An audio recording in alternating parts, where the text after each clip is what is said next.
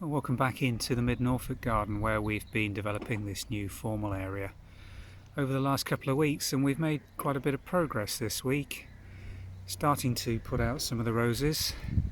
Catmints are being split from various sites around the garden and planting up these two rows that are going to run down this central pathway on either side.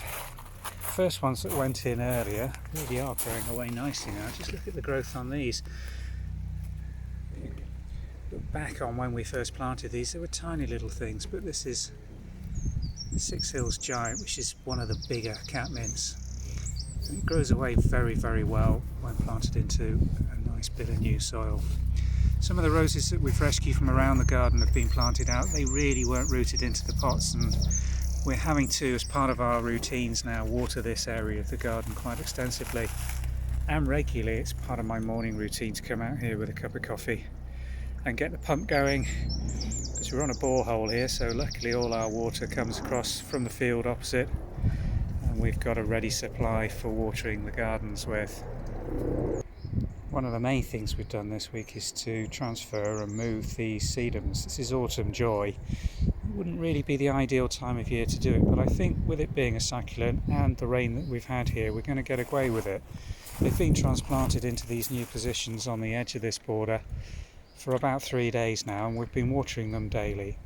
Sedum's one of those plants that ideally should be moved when it's almost dormant and just budding up. Very good time to split and divide those, and these are quite mature, good crowns. We could have got 4 or 5 plants off each one of these. We've moved them from the iris border where they've been growing really well for about 5 or 6 years. The reason we've moved them is that the irises this year, the flower on them has been really disappointing. I think I last filmed this iris border probably around 2 years ago. At that time it was backed on the side to the right of the screen by a retaining wall, and the old swimming pool was in this site.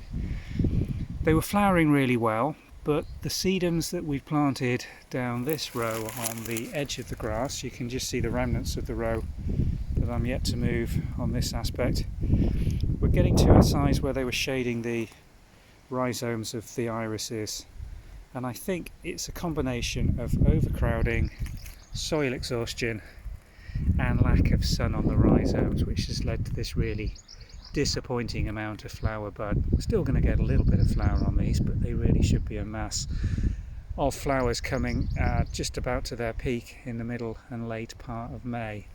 So I'm going to take this opportunity to move the sedums over, use those to edge this border, and they're really giving me the full effect that you get with quite expensive box balls down this edge.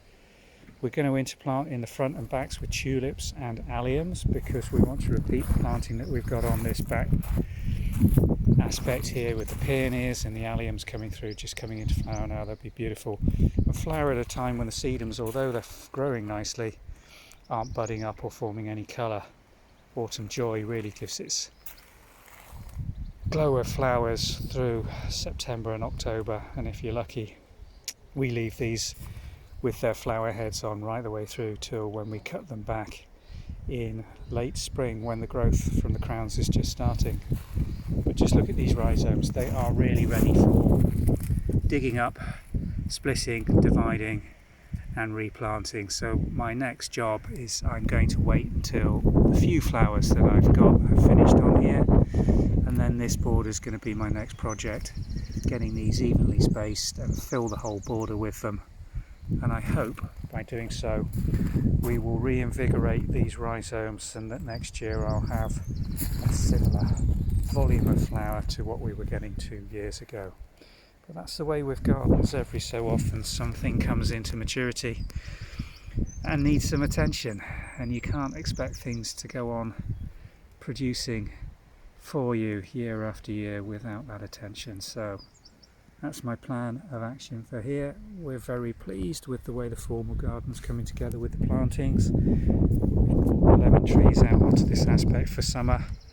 They actually came out quite early this year, and we got away with it here in Norfolk. Been out since mid-April, and we've not had any frost damage or dieback on them. And just at its peak this week, just to show you this azalea bank opposite the formal border, just looking as good as it's going to get. Absolutely lovely. Thanks for watching.